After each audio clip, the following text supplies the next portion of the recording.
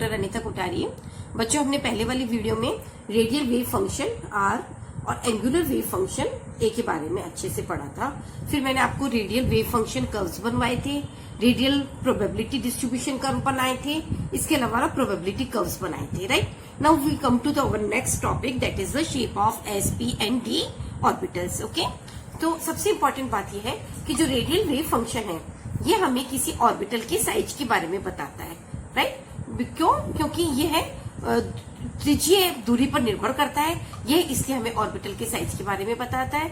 और जो angular wave function है वो हमें बताता है एंगल थीटा और फाई पे डिपेंड करता है, तो ये हमें किसी ऑर्बिटल के शेप के बारे में बताता है। ओके, नाउ सबसे पहले हम आते हैं shape of S orbital. S orbital क्या शेप होता है?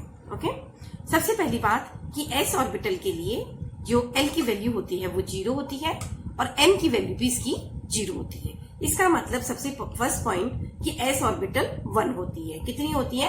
1 होती है। दूसरा पॉइंट ये हुआ कि S orbital is spherical in shape. S orbital गोलाकार होती है इस तरह से। राइट, और सबसे इंपॉर्टेंट बात यह है कि S orbital is non directional, यानी कि ये दिशात्मक नहीं होती, ये अदिशात्मक होती है। नॉन डायरेक्शनल का मतलब आप ध्यान से सुनिएगा, क्योंकि जनरली हम ये बात कहते तो हैं कि एस ऑर्बिटल अदिशात्मक है, लेकिन उसको हम क्लियर नहीं करते हैं। राइट, तो अदिशात्मक से मतलब ये है कि इसमें जो इलेक्ट्रॉन डेंसिटी है वो पूरे गोले की तरह है ना, जैसे अपना एक बॉल होता है उसमें पूरी तरह चारों तरफ फैली हुई है। राइट, तो किसकी कोई पर्टिकुलर दिशा नहीं है, इसीलिए हम क्या कहते हैं, it is non directional. Okay, जब हम पी ऑर्बिटल में देखेंगे तो आप देखेंगे कि वो एक्स वाई और जेड डायरेक्शन में होती है ना। तो यही रीजन है कि जो एस ऑर्बिटल होती है वो वीक बॉन्ड बनाती है। क्यों? क्योंकि इलेक्ट्रॉन डेंसिटी हर डायरेक्शन में अच्छे से फैली हुई है। राइट, देन नेक्स्ट पॉइंट कि जो 1s ऑर्बिटल है इसमें एक भी नोड नहीं होता है और ये this is the shape of 1s orbital. लेकिन अगर हमें जैसे 2s ऑर्बिटल का शेप बनाना हो तो 2s ऑर्बिटल किस तरह से होगी? ये हो गया आपका न्यूक्लियाई, उसके बाद में ये 1s orbital. Suppose 2s orbital के केस में आप क्या नोट करोगे? देयर इज अ 1 नोड, है ना। 2s में एक नोड होगा इस तरह से। नोड वो जगह होती है जहां इलेक्ट्रॉन के पाए जाने की संभावना 0 है। तो this is the shape of 2s orbital having 1 node. Okay, इसी तरह से अगर आप शेप देखें इसका 3s ऑर्बिटल का, तो आप समझ सकते हैं कि उसमें फर्दर एक नोड होगा। ये जैसे न्यूक्लियाई है तो ये देखिए एक नोड हो गया, फिर उसके बाद में फिर से एक नोड आएगा इन दिस वे। ये देखिएगा 2 नोड लिए हैं हमने, है ना। ये this is the shape of 3s orbital. This is the shape of 3s orbital. ये हो गया 2s का, ये 1s का, ये 3s का हो गया।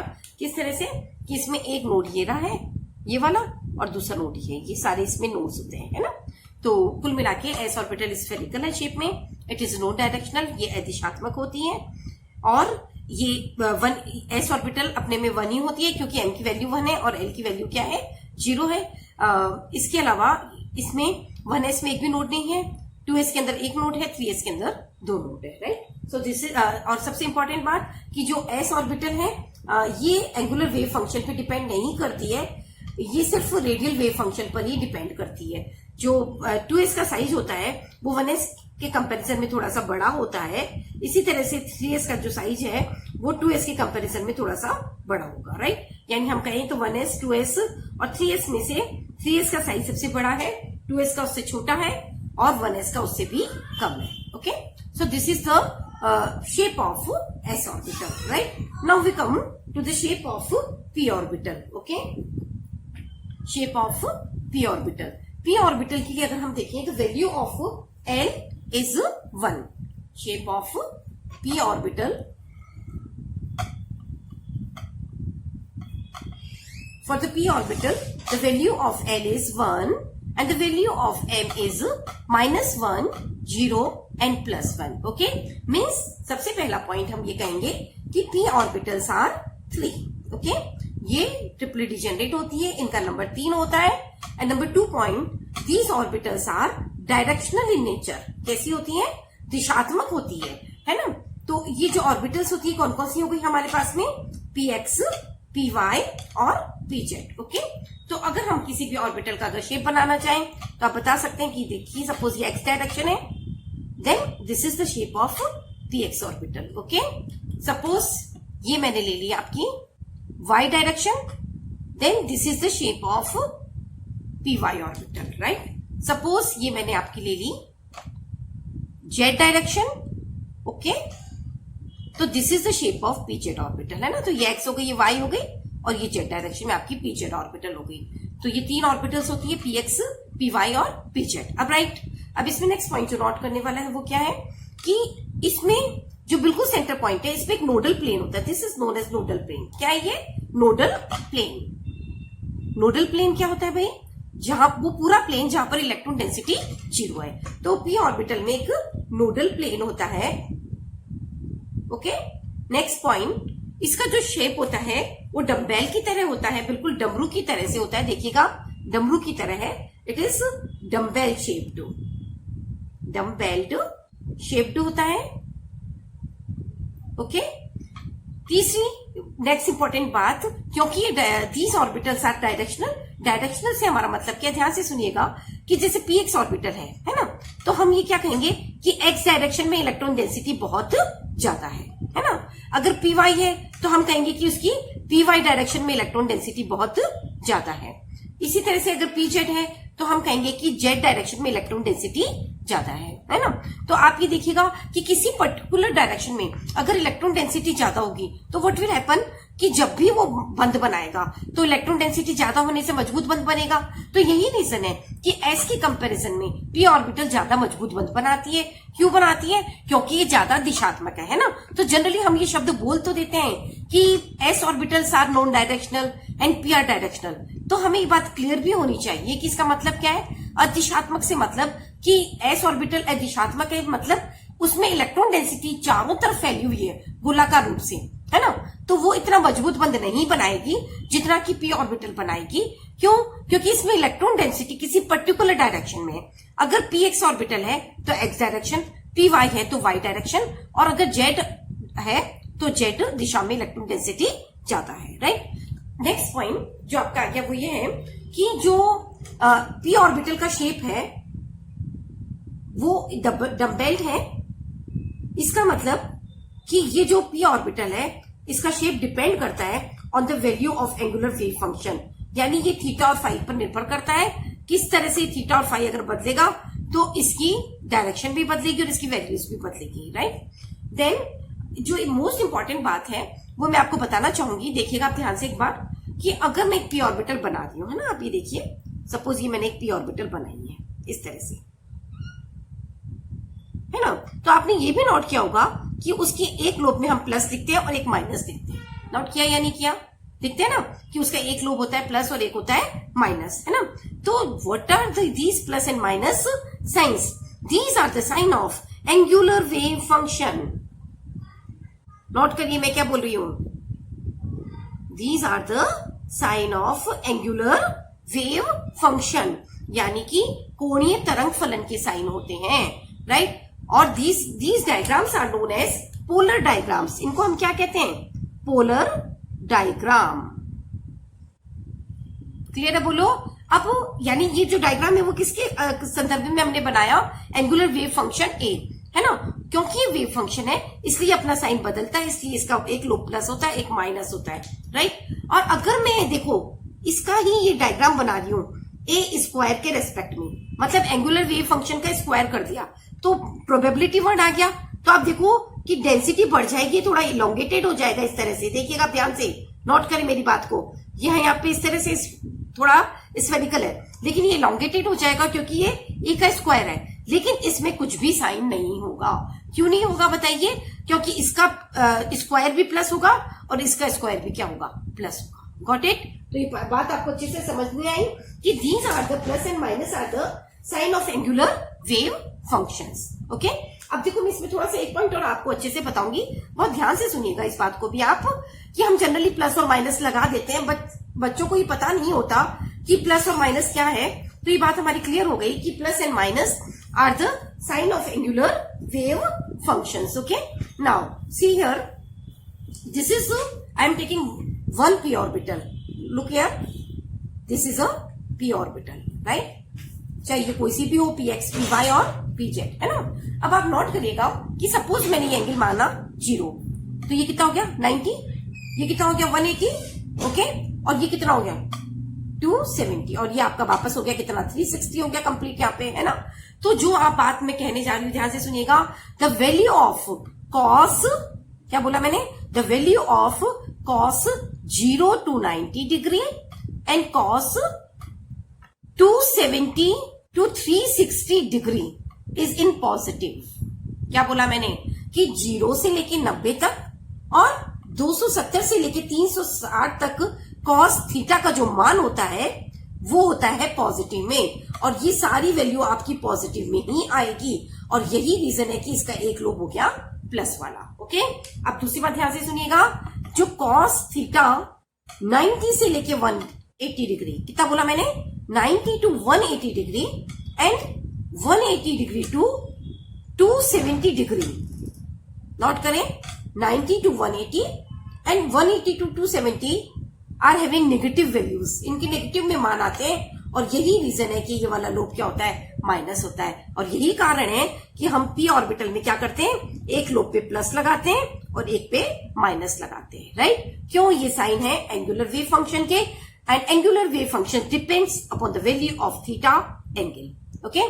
सो this is all about the shape of P orbital, है ना। जो बात मैं समझती हूँ आपको मेरे को हाईलाइट करनी चाहिए वो क्या है कि जो प्लस और माइनस है, these are the sign of angular wave functions, और इस तरह से जो हम डायग्राम बनाते हैं वो डायग्राम कहलाते हैं पोलर डायग्राम्स।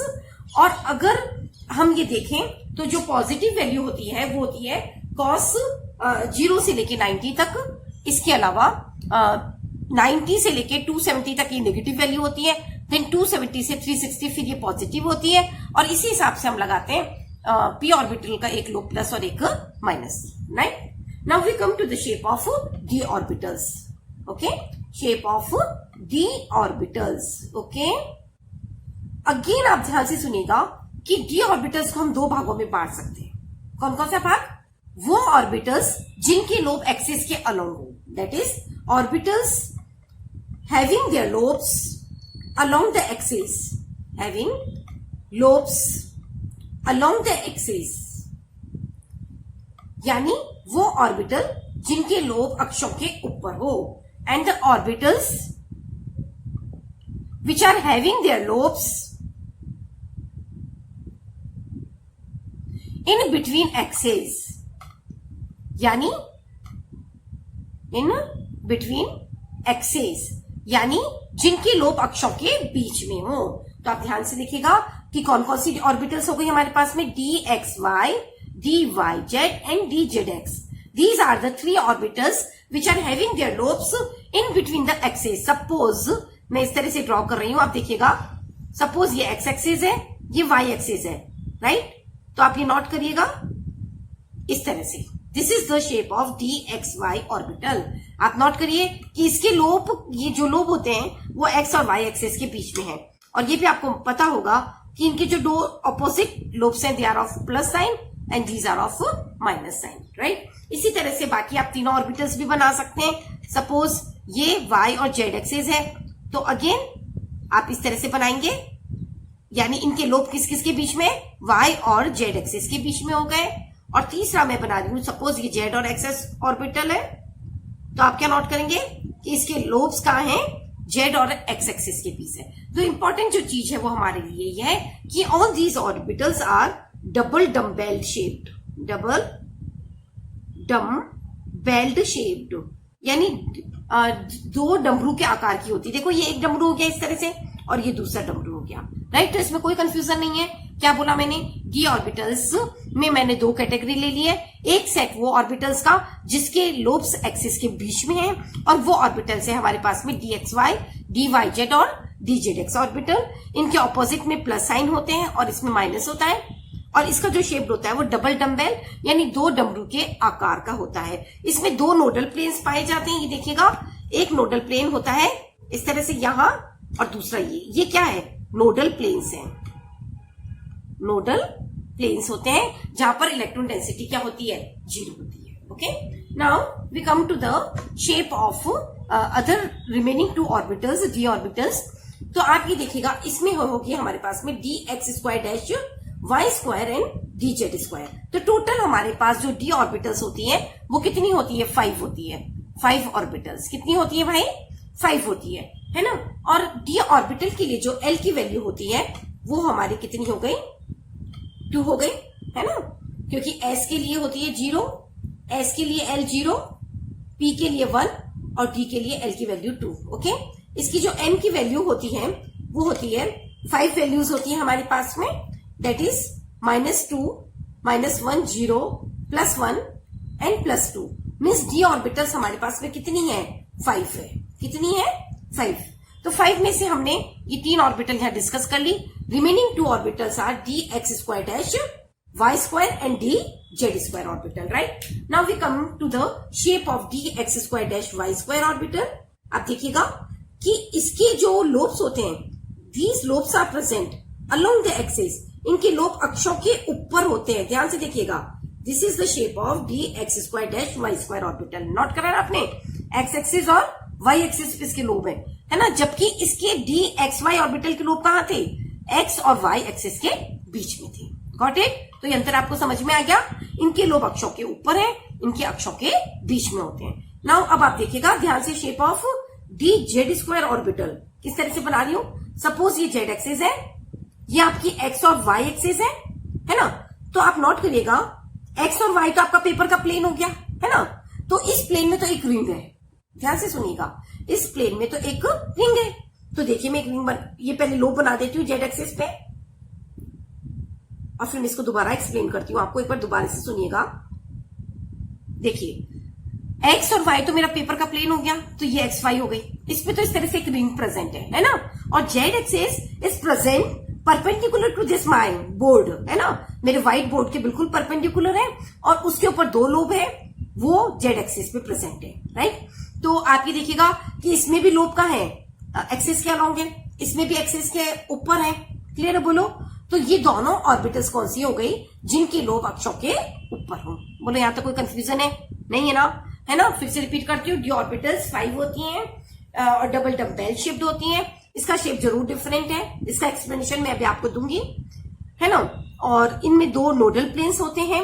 इन एक सेट ऑर्बिटल का d x y, d y z और डी जेड एक्स है। और हम ये नोट करेंगे कि इनके लोब एक्सिस के बीच में होते हैं, अक्षों के बीच में होते हैं। और d x square dash Y square orbital के लोब अक्षों के ऊपर है। इसी तरह से डी जेड स्क्वायर ऑर्बिटल के लोब भी अक्षों के ऊपर है, राइट। तो अब एक बात और आप मेरी बहुत ध्यान से सुनिएगा कि जब हम, सुनिएगा मैं क्या कह रही हूं, कि जब एक्सिस के बीच में 3 प्रोबेबिलिटी है, कौन कौन सी? D x y, d y z और डी जेड एक्स, है ना। तो एक्सिस के अलोंग भी 3 होनी चाहिए। बताइए कौन कौन सी? बताइएगा। D x square dash Y square एक, दूसरा d y square dash z square, और तीसरा d Z square dash x square. बोला, आपको मेरी बात यहां तक समझ में आई या नहीं आई? क्या वर्ड बोला मैंने? कि जब एक्सिस के बीच में हमारे पास में 3 संभावनाएं हैं, तो एक्सिस के ऊपर भी 3 ही संभावना होनी चाहिए। इस हिसाब से डी ऑर्बिटल को 6 होना चाहिए, है ना। तो वास्तव में ये बात सही है, लेकिन जो डी जेड स्क्वायर ऑर्बिटल है वो बाकी 2 ऑर्बिटल के लीनियर कॉम्बिनेशन से हमें मिलती है। फिर से अपनी बात रिपीट कर रही हूं कि जो एक्सिस के ऊपर है संभावना क्या क्या होनी चाहिए? D x square dash Y square, d y square dash z square और D Z square dash x square, है ना। लेकिन हमें ऑर्बिटल्स कौन कौन सी मिली एक्सिस के अलावा? D x square dash Y square और डी जेड स्क्वायर। इसका मतलब क्या हुआ कि ये जो दोनों ऑर्बिटल्स हैं ये आपस में कंबाइन करके हमें क्या दे रही है? D Z square orbital. ध्यान से सुनिएगा, है ना। D Z square orbital is obtained by the linear combination of d y square and d Z square orbital, d Z square and d x square orbital. इन दोनों के combination से हमें डी जेड स्क्वायर ऑर्बिटल मिली है। और यही reason है कि देखिए आप, इसका शेप एकदम से डिफरेंट है। किस तरह से डिफरेंट है कि इसमें, इसको मैं कैसे लिख सकती हूँ? देखिएगा, इसका दूसरा एक्चुअल नाम तो मैं बताती हूँ। क्या हो गया? डी 2 जेड स्क्वायर, क्योंकि जेड स्क्वायर देखो दोनों में कॉमन आ रहा है, राइट। और यही रीजन है कि जेड पर हमें एक बड़ा लोब मिल जाता है इस तरह से, पॉजिटिव साइन का। Got it? और ये एक्स और वाई हमारा पेपर का प्लेन है। ओके, तो आप क्या नोट करेंगे कि इसका एक्चुअल नाम हो गया 2z square X square dash Y square, है ना। This is the actual name of dz square orbital, है ना। In fact dz square orbital is obtained by the linear combination of these two orbitals. Okay, और यही reason है कि z axis में हमें बड़े लोब्स मिलते हैं और x और y एक्सिस में यानी हमारे पेपर के प्लेन में हमें एक रिंग मिलती है जिसपे कि नेगेटिव साइन है। ओके।